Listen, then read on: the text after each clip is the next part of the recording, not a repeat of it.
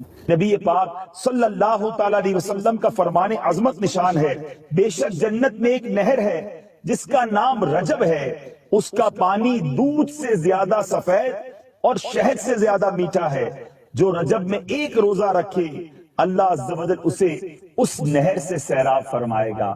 سبحان اللہ۔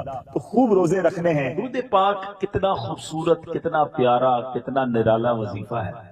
آج آپ کو ایک حدیث سناتا ہوں، اور مجھے لگتا ہے کہ اس حدیث کو جب آپ سنیں گے تو ہم میں سے بہت سارے لوگ بھی شاید اسی طرح کی تکلیف میں شکار ہوں گے۔ حضرت سہل بن سعد کہتے ہیں کہ ایک شخص نبی پاک علیہ الصلوۃ والسلام کی بارگاہ میں حاضر ہوا، اور حاضر ہو کر اس نے عرض کی، غربت کی، اپنے ہاتھ تنگ ہونے کی شکایت کی کہ گزارا نہیں ہو رہا، غربت ہے۔ میں حدیث کا مضمون سنا رہا ہوں، تو ہو سکتا ہے یہاں بھی یا مدنی چینل کے ناظرین میں کچھ ایسے لوگ ہوں جو جن کو تنگی ہو، اپنے پیسوں میں، معاملات میں کمی ہو جاتی ہو، مال کم ہو، غربت کا شکار ہو۔ غور سے سنیں، پیارے آقا علیہ الصلوۃ والسلام نے کیا فرمایا۔ آج کل لوگ کہتے ہیں کوئی وظیفہ بتائیے، نبی پاک علیہ الصلوۃ والسلام نے صحابی رسول کو وظیفہ بتایا۔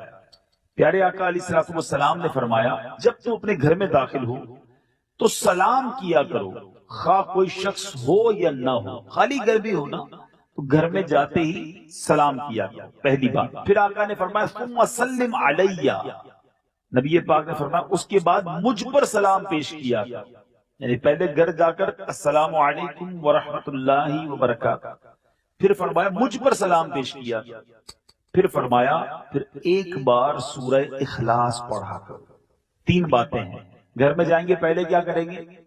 سلام کریں گے، پھر کیا کریں گے؟ درود پاک پڑھیں گے، پھر کیا کریں گے؟ سورہ اخلاص۔ اس شخص نے بھی شروع کر دیا، نبی پاک کے پاس آیا تھا، حضور غریب ہوں، پیسے پورے نہیں ہوتے، گھر والوں کو تنگی ہے۔ نبی پاک نے وظیفہ دیا، گھر جانا، جب بھی گھر جاؤ پہلے سلام کرو، پھر مجھ پر درود پڑھو، اور پھر سورہ اخلاص پڑھو۔ اس شخص نے یہ وظیفہ کرنا شروع کر دیا۔ حدیث کے الفاظ ہیں، اللہ عز و جل نے اس کا رزق اتنا بڑھا دیا حتیٰ کہ اس کے پڑوسیوں اور رشتہ داروں پر بھی رزق کے دروازے کھول دیے۔ فقط اس کا کام نہ بنا، وظیفہ اس نے پڑھا، رشتہ دار بھی خوشحال ہو گئے، پڑوسی بھی خوشحال ہو گئے۔ تو اے میرے میٹھے اسلامی بھائیوں، مدنی چینل کے ناظرین، اگر تکلیف میں ہیں پریشان نہ ہوں، نبی پاک پر درود پڑھنا یہ کب کب کہاں کہاں کیسے کیسے کام آتا ہے، آپ سنتے جائیے، ایمان تازہ ہو جاتا ہے۔ تو اب یہ وظیفہ یاد رکھیے گا، جب بھی گھر جائیں پہلے سلام کریں، اس کے بعد درود پاک پڑھیں، اور پھر سورہ اخلاص پڑھیں، انشاءاللہ برکتیں نازل ہوں گی۔ آئیے محبت کے ساتھ بآواز بلند درود پاک پڑھ لیجیے، صلو علی الحبیب صلی اللہ تعالی علی محمد صلی اللہ علیہ وسلم۔ پیارے آقا علیہ الصلوۃ والسلام کی حدیثوں میں بہت خوبصورت ٹاپکس ہوتے ہیں۔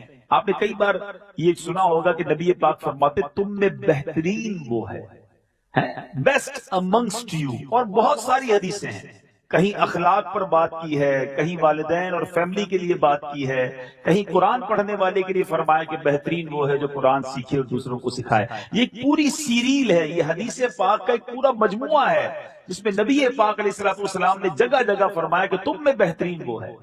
مگر آج میں ان حدیثوں میں سے چند حدیثیں پیش کروں گا، اور اللہ کرے کہ اس میں سے ہم کچھ سیکھنے میں کامیاب ہوں، کہ جس میں نبی پاک علیہ الصلوۃ والسلام نے فرمایا کہ وہ ہم میں سے نہیں، یعنی وہ شخص ہمارا اس سے کوئی تعلق نہیں ہے، ہمارے اندر وہ نہیں ہے جو اس بری عادت کا شکار ہے۔ تو آج دیکھنا ہے، چیک کرنا ہے کہ کہیں کوئی ایسا کام تو زندگی میں نہیں کر رہا کہ نبی پاک نے اس کام کرنے والے کے بارے میں یہ فرما دیا ہو کہ وہ ہم میں سے نہیں، کیونکہ جس کو آقا نے فرما دیا ہم میں سے نہیں، اس کا بننا کیا ہے، اس کا بچنا کیا ہے؟ پھر تو کوئی اس کا حامی نہیں نا۔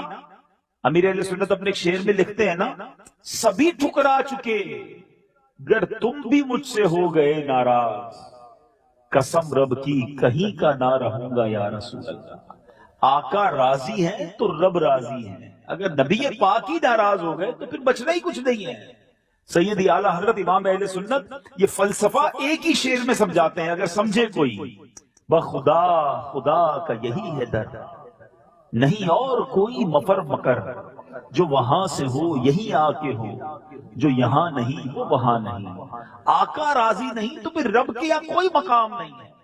تو وہ چند حدیثیں سنانی ہیں، مگر اس سے پہلے نبی پاک کا ایک خوبصورت انداز، کیا اصلاحی انداز ہے اور کیا ہمیں سیکھنے کو ملتا ہے۔ بہت سارے بزنس مین بھی بیٹھے ہوں گے۔ مفسر شہیر حکیم الامت حضرت مفتی احمد یار خان نعیمی رحمۃ اللہ تعالی لکھتے ہیں کہ ایک بار نبی پاک علیہ السلام غلے کے بازار میں تشریف لے گئے، اناج مارکیٹ میں تشریف لے گئے، تو کسی دکان پر گندم یا جو یا کسی غلے کا ڈھیر لگا ہوا تھا۔ پیارے آقا علیہ السلام نے اس ڈھیر میں اپنا ہاتھ ڈال دیا، اور جب ہاتھ اندر ڈالا تو پتا چلا کہ ڈھیر اوپر سے تو سوکھا ہے، اندر سے گیلا ہے۔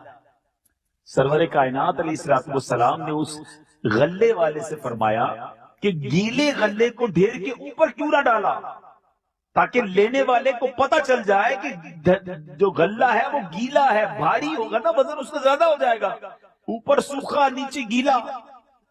آقا علیہ السلام نے فرمایا من غش فلیس منا، جو دھوکہ دے وہ ہم میں سے نہیں۔ میرے بیچ اسلامی بھائیوں، یہ پہلی حدیث ہے جو آج اس بیان میں میں نے اور آپ نے سیکھنی ہے۔ اب یہ سمجھنے والی بات ہے کہ اگر مال میں کوئی عیب ہے، ہماری پروڈکٹ میں کوئی خرابی ہے، تو اسے بتا دینا چاہیے کہ بھائی اس میں یہ کمزوری ہے۔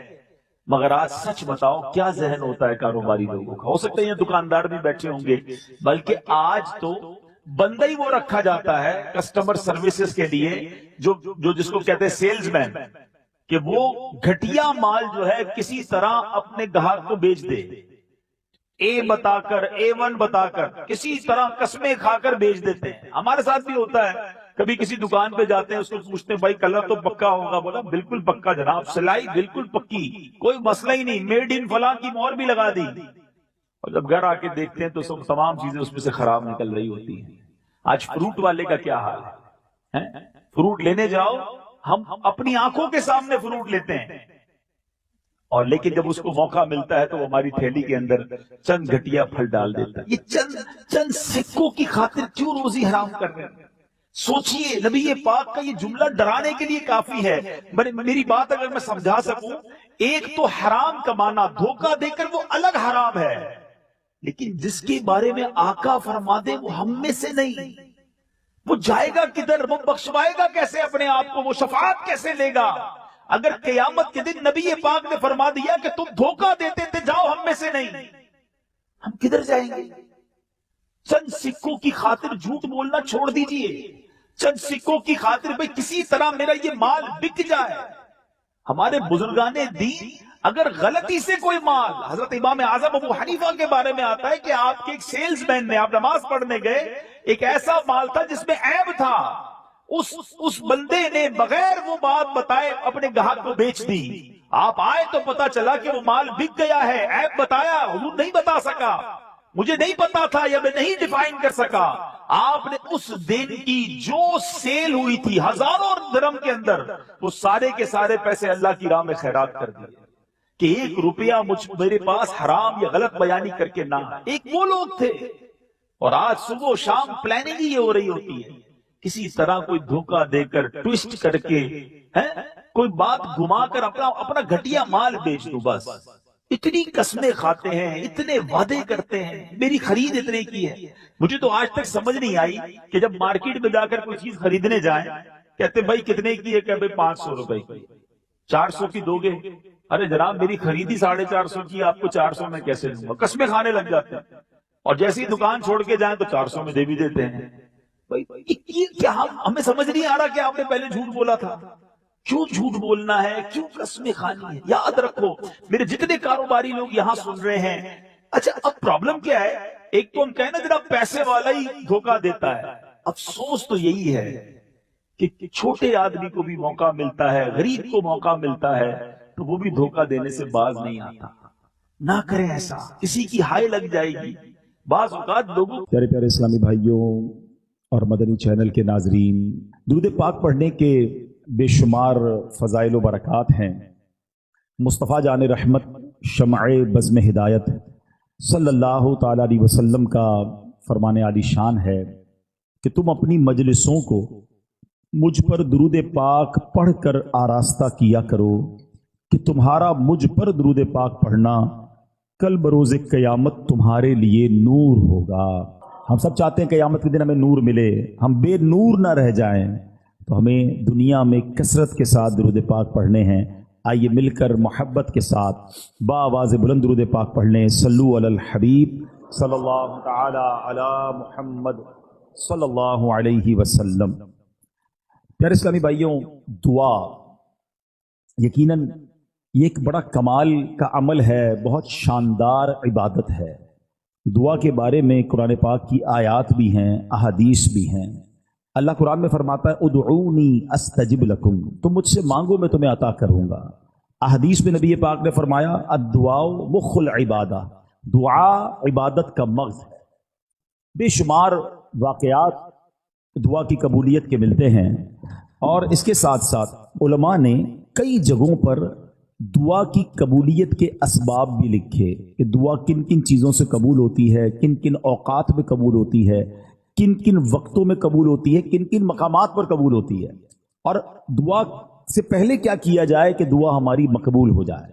تو ہم نارملی دعا کو بڑا نارمل لیتے ہیں، لیکن دعا ایک بڑی کمال کی عبادت ہے۔ مگر آج میرا جو موضوع ہے کہ دعا تو ویسے بھی کرتے رہنا چاہیے، لیکن ہماری زندگی میں ماں باپ کی دعا کتنا بڑا کردار ادا کر سکتی ہے۔ آج میں یہ بات کرنا چاہوں گا کہ والدین کی دعا کا اثر کتنا ہوتا ہے، اور پھر خدا نہ خواستہ والدین کو کوئی تکلیف دے دے تو پھر والدین کی زبان سے اگر بد دعا نکل جائے تو وہ کتنی بڑی ہلاکت کا باعث بن جاتا ہے۔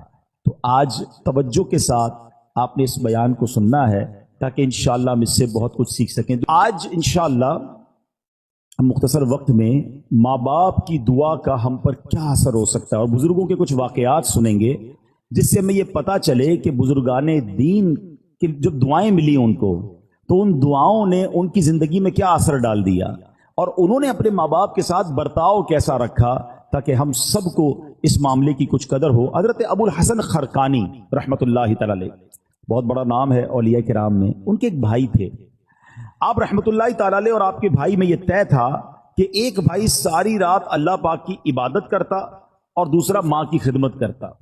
جب دوسری رات آتی تو ماں کی خدمت کرنے والا بھائی عبادت، اور عبادت کرنے والا بھائی جو وہ ماں کی خدمت کرتا۔ ایک دن آپ رحمۃ اللہ تعالی علیہ کے بھائی کی باری ماں کی خدمت کرنے کی تھی، تو آپ کے بھائی نے کہا اگر آج آپ ماں کی خدمت کر لیں اور میں عبادت کر لوں، تو آپ نے اجازت دے دی کہ ٹھیک ہے تم عبادت کر لو، میں ماں کی خدمت کر لیتا ہوں، اور خود ماں کی خدمت میں مشغول ہو گئے۔ آپ کے بھائی نے جو ہی عبادت کی تو غیبی آواز سنائی دی، ہم نے تمہارے بھائی کے ساتھ تمہیں بھی اس کے طفیل بخش دیا ہے۔ یہ سن کر انہیں بڑی حیرت ہوئی کہ یا اللہ میں تو تیری عبادت کر رہا ہوں، بھائی تو ماں کی خدمت کر رہا ہے، اور ارشاد کیا ہوا کہ اس کے طفیل، تمہارے بھائی کے طفیل تمہیں بخش دیا گیا، تو یہ کیا وجہ ہے، میری مغفرت اس کے طفیل ہو رہی ہے؟ تو ندا آئی کہ ہمیں تیری عبادت کی حاجت نہیں، بلکہ محتاج ماں کی خدمت کرنے والی کی اطاعت ہمارے لیے باعث خوشنودی ہے۔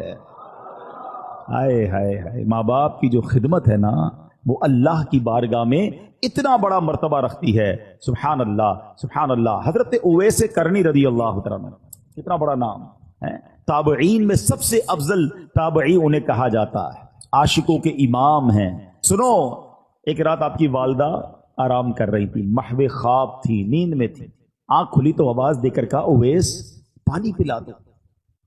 سیدنا اویس کرنی اٹھے اور گھر کے مٹکے میں پانی نہ تھا، مٹکا اٹھایا، اندھیری رات میں ٹھوکرے کھاتے کھاتے ٹکراتے ٹکراتے کنویں تک پہنچے۔ ماں بستر پر ہے، آپ مٹکا اٹھا کے کنویں کی تلاش میں ہیں۔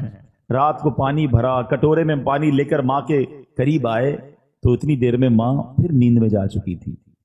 ہم جیسا بندہ ہوتا تو پہلے تو باہر جاتا نہ جاتا، آتا تو سائڈ پہ رکھ دیتا گلاس کہ ماں اٹھیں گی جب پی لیں گی، مگر یہ ویسے کرنی تھے، ماں کے سرہانے کھڑے ہو گئے اور رات گزار دی۔ صبح ہوئی، جب والدہ کی آنکھ کھلی تو دیکھا حضرت ویسے کرنی ماں کے سرہانے پانی کا پیالہ لے کر کھڑے ہوئے۔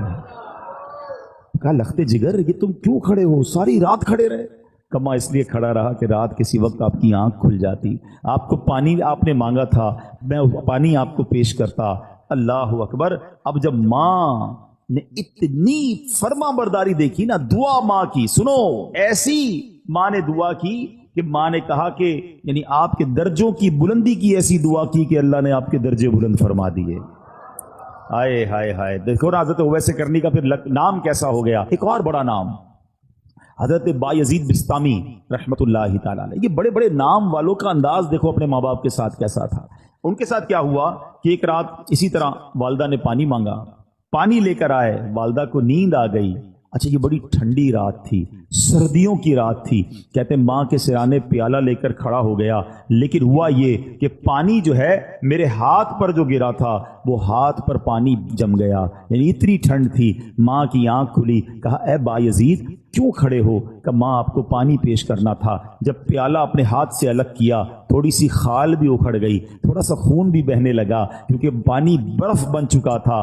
اللہ اکبر. ماں نے بڑی دعاؤں سے نوازا. اسی طرح ایک رات والدہ نے ان کو حکم دیا کہ دروازے کا ایک پٹ کھول دو, لیکن رات بھر میں اس پریشانی میں کھڑا رہا کہ دایاں دروازہ کھولوں یا بایاں دروازہ کھولوں, کیونکہ اگر ان کی مرضی کے بغیر میں نے کھول دیا تو کہیں حکم عدولی نہ ہو جائے. ایک مرتبہ بایزید بسطامی کی والدہ محترمہ نے آپ کو مکتب بھیجا. سورہ لقمان پڑھتے پڑھتے جب اس آیت پر پہنچے, انشکر لی ولی والدیک, اللہ اکبر. اس کا معنی پتہ کیا ہے؟ اس کا معنی بنتا ہے یہ کہ حق مان میرا اور اپنے ماں باپ کا. تو کہتے ہیں جب وہ آیت پڑھی تو استاد صاحب سے کہتے ہیں کہ میں ذرا والدہ سے ملنے جانا چاہتا ہوں. ڈیورنگ کلاس درجہ لگا ہوا ہے, آیت پڑھی, ترجمہ پڑھا کہ ماں کے پاس جانا ہے. درجہ چھوڑ کر ماں کے پاس آ گئے. اب ماں پوچھتی ہے کہ بیٹا کیوں آئے ہو؟ تو آپ کہتے ہیں کہ ماں میں نے آج قرآن پاک میں پڑھا ہے کہ ماں باپ کا حق پورا کرنا ہے, تو میری عرض یہ ہے کہ دو جگہوں پر میں خدمت نہیں کر سکتا. یا تو مجھے اللہ عز و جل سے ہمیشہ کے لیے مانگ لیجئے, اپنی خدمت میں رکھ لیں, یا اللہ کے حوالے کر دو تاکہ اس کی عبادت میں لگا رہوں. ماں نے فرمایا بیٹا میں تجھے اللہ عز و جل کی بارگاہ کے لیے آزاد کرتی ہوں, اپنا فرض بھی تجھے معاف کرتی ہوں, جا رب کی عبادت میں مصروف ہو جا. یہ ماں کی خدمت تھی جس نے حضرت بایزید کو بایزید بسطامی بنا دیا.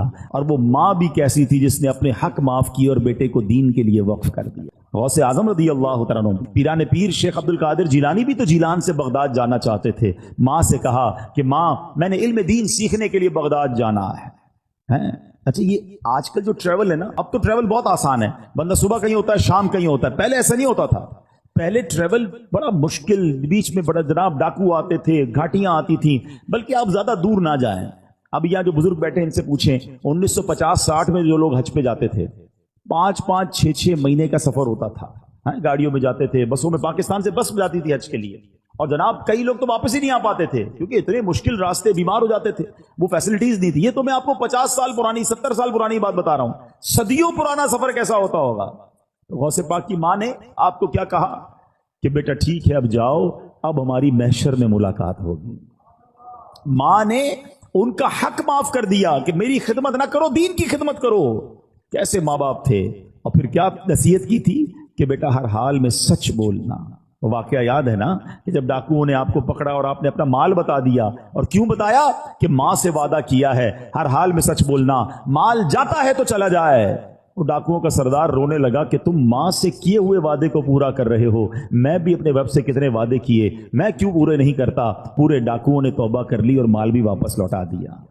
مگر یہ ماں باپ کی خدمتیں تھیں, یہ ماں باپ کی دعائیں تھیں. میں تحدیث نعمت کے لیے اپنے والدین کی ایک بات یہاں عرض کر دیتا ہوں, شاید اور والدین کو اس میں ترغیب ملے کہ الحمدللہ میرے دونوں یعنی امی ابو دونوں نے مجھے بہت پہلے کہہ دیا تھا کہ ہم نے آپ کو اپنا حق معاف کر دیا ہے, آپ جائیے دین کا کام کیجئے. کیونکہ میں بہت زیادہ ان کے پاس نہیں بیٹھ پاتا تھا, ٹریول کافی ہوتا تھا, سفر کافی ہوتا تھا, لیکن میں کبھی کبھی ان سے کہتا تھا کہ میں آپ کی اتنی خدمت نہیں کر پاتا. تو انہوں نے یہی کہا کہ ہم نے آپ کو اپنا حق معاف کیا, آپ دین کی خدمت کیجئے. تو اے میرے پیارے اسلامی بھائیوں, جہاں بچوں کو یہ حکم دیا جا رہا ہے کہ والدین کا ادب کریں, ان کی دعائیں لیں, لیکن اگر ماں باپ دیکھیں نا کہ بیٹا اگر دین کی طرف جا رہا ہے, اگر دین کا بڑا کام کر رہا ہے تو انہیں سپورٹ کرنا چاہیے. ہم نے ایسا بھی دیکھا کہ کوئی بچہ عالم بننا چاہتا ہے, حافظ بننا چاہتا ہے, دین کا کام کرنا چاہتا ہے, والدین اس کا الٹا دل توڑ رہے ہوتے ہیں, سختی کر رہے ہوتے ہیں, نہیں نہیں تمہیں دیندار نہیں بننا ہے. اور ہم نے دیکھا کہ ایسے والدین آگے جا کر سر پکڑ کر بیٹھے ہوتے ہیں, کیونکہ جب بچے کو دین سے آپ روکتے ہیں تو وہ دنیا میں ایسے غرق ہو جاتا ہے